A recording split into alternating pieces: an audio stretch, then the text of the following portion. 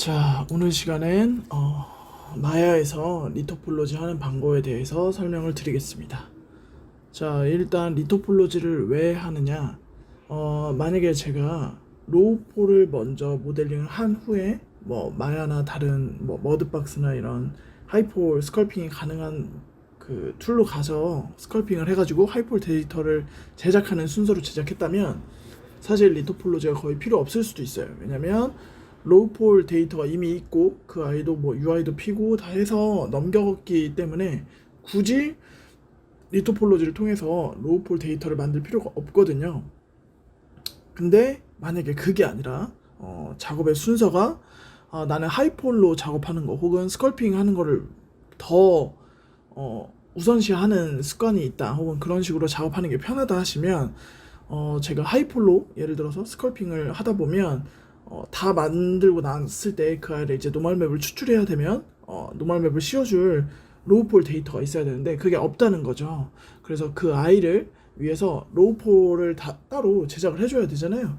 그거를 좀 더 빠르게 혹은 쉽게 하기 위해서 하는 작업이고요.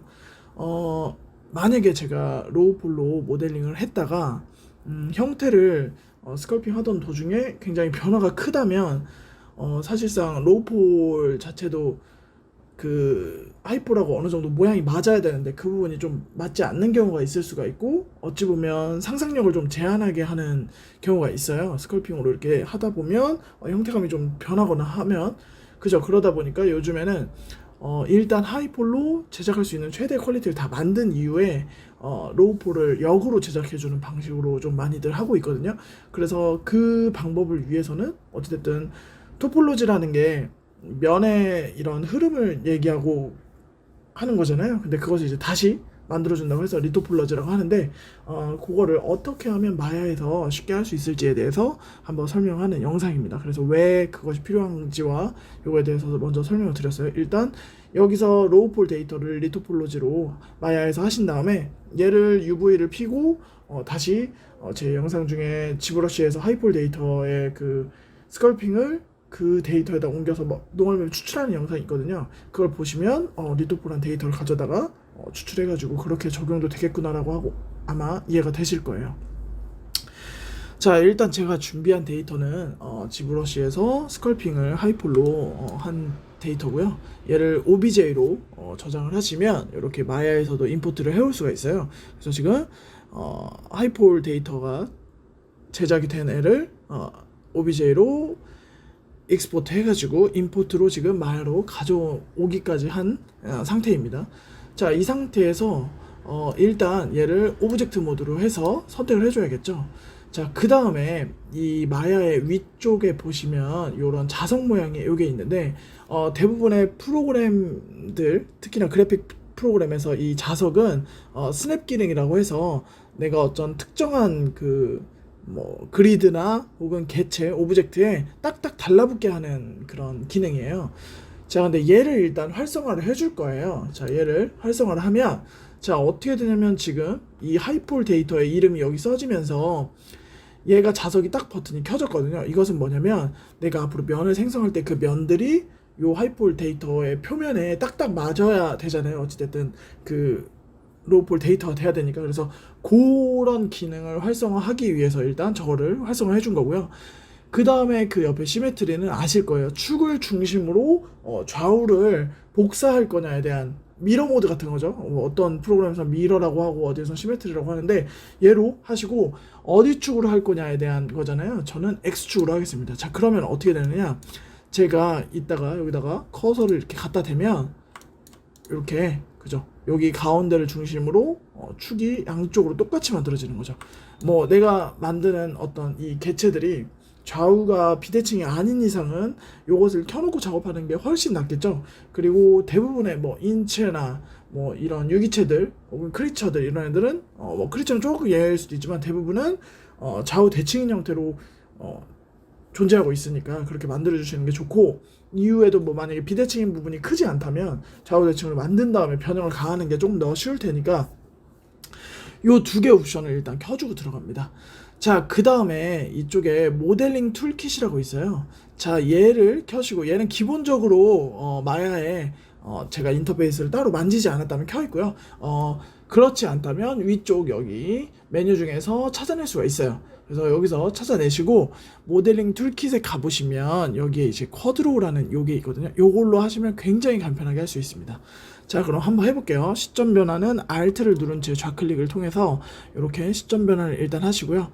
자, 처음에 여기 만약에 여기서부터 시작한다 하시면 가운데, 지금은 제가 원래는 한쪽에 찍으면 반대쪽도 찍혀야 되는데 정확히 가운데 찍으면 이렇게 노란색으로 마킹이 되면서 이렇게 정확히 가운데가 찍혀요. 그 다음에 양쪽으로 예를 들어서 이렇게 간다.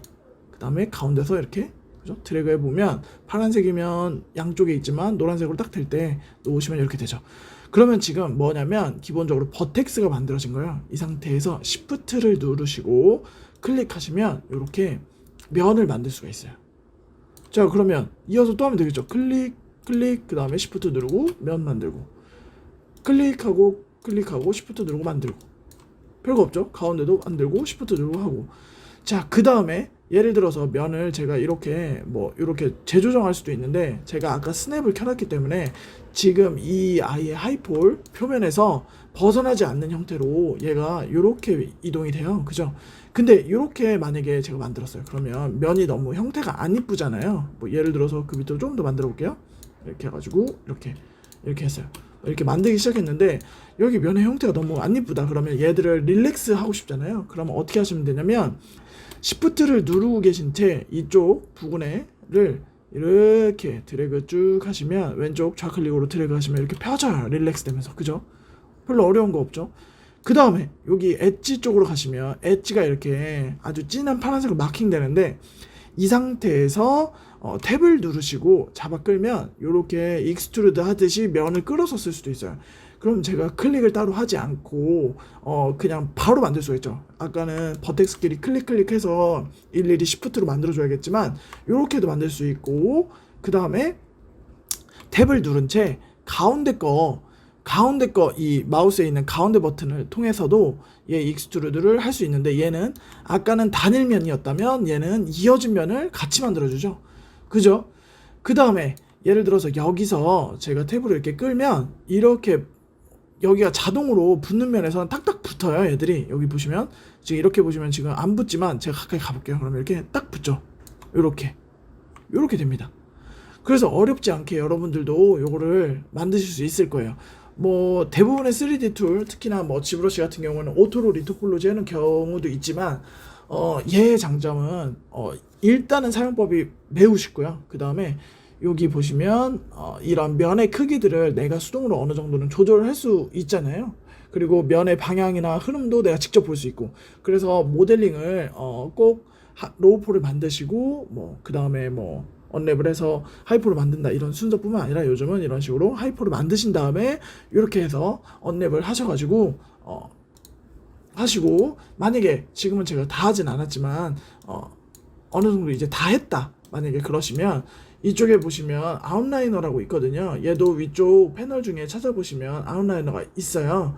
그래서 그 아이를 통해서 어떤 오브젝트들인지 다 알 수 있거든요. 그럼 나중에 만약에 다 끝나셨다 하시면 얘를 지우시고 남은 요 로우폴 데이터로 통해서 다 정리하신 다음에 UV를 피시면 결과적으로는 순서만 좀 다르게 했을 뿐이지 데이터는 똑같이 남게 돼요. 요렇게 해서 다시 하이폴을 리토폴로지 해서 로우폴로 데이터를 만드는 영상을 여기서 이렇게 마무리를 하겠습니다. 감사합니다.